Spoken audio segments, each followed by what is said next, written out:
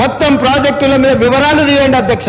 ఎవరి హయాంలో ప్రారంభమైన, ఎవరి హయాంలో పూర్తయినాయి, ఎవరు అన్యాయం చేసిండ్రు.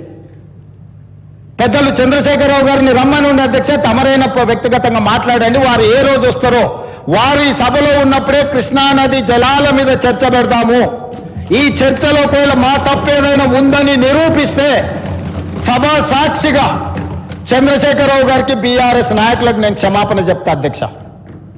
ఇది నా సవాల్ అధ్యక్ష. చంద్రశేఖరరావు గారికి సవినయంగా నేను చంద్రశేఖరరావు గారికి సవాలు విసురుతున్నా. కృష్ణా పరివాహక ప్రాంతంలో కృష్ణానది జలాలలో ఈరోజు తెలంగాణకు శాశ్వతంగా అన్యాయం జరిగింది. చంద్రశేఖరరావు గారి హయాంలో లెక్కలతో సహా నిరూపించడానికి నేను, మా మంత్రి ఉత్తమ్ కుమార్ రెడ్డి గారు సిద్ధంగా ఉన్నాం అధ్యక్ష. వాళ్ళ సంతకాలు పెట్టొచ్చి, వాళ్ళ అఫిడవిట్లు వేసి రాయలసీమ లిఫ్ట్ ఇరిగేషన్ ప్రారంభించి 2020లో ఆంధ్రప్రదేశ్ ముఖ్యమంత్రి జగన్మోహన్ రెడ్డి గారిని ప్రగతి భవన్కు పిలిపించి పంచపక్ష ప్రమాణాలు పెట్టి రాయలసీమ లిఫ్ట్ ఇరిగేషన్ జీవో మొత్తం రాయలసీమలో ఈరోజు పోతిరెడ్డి పాడు కావచ్చు, మాల్యాల కావచ్చు, లేకపోతే ముచ్చుమరి కావచ్చు, రాయలసీమ లిఫ్ట్ ఇరిగేషన్ కావచ్చు, ఇవన్నీ కలిసి శ్రీశైలం బ్యాక్ వాటర్స్ నుంచి పర్ డే 10 టీఎంసీ, ప్రతిరోజు 10 టీఎంసీలు 60 రోజులు మనకు వర్షాలు వచ్చినప్పుడు ఉంటే 600 టీఎంసీలు వెనుక నుంచి వెనుకల్నే రాత్రికి రాత్రే తరలించకపోవడానికి ఇవాళ ప్రాజెక్టులు పూర్తయినాయి.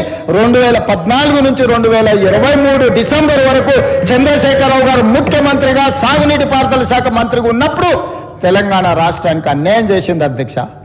రోజుకు 10 టీఎంసీల నీళ్ళని తరలించకపోయే ప్రాజెక్టులు వాళ్ళు కడితే చంద్రశేఖరరావు నిమ్మకు నీరెత్తినట్లుంటే నారాయణపేట నియోజకవర్గంలో గవినోళ్ళ శ్రీనివాస్ అని ఒక సామాన్యమైన రైతుతోని green tribunal, national green tribunal చెన్నైలో కేసు వేయించి ఆ ప్రాజెక్టుల మీద స్టే తీసుకొచ్చి ఈ ప్రాజెక్టులో అనుమతులు లేకుండా, పర్యావరణ అనుమతులు లేకుండా ప్రాజెక్టులు నిర్మిస్తున్నారన్న ప్రాజెక్టుల మీద స్టే ఒక పాలమూరి అతి సామాన్యమైన రైతు కుటుంబం నుంచి ఒక రైతు స్టే తెచ్చిన తర్వాత మేము గగ్గోలు పెట్టి, లొల్లి పెట్టి, రాళ్లతో కొడతామని పాలమూరు జిల్లా రైతులు తిరగబడ్డ తర్వాత ఆ పిటిషన్లో రాష్ట్ర ప్రభుత్వం ఇంప్లీడ్ అయింది అధ్యక్ష.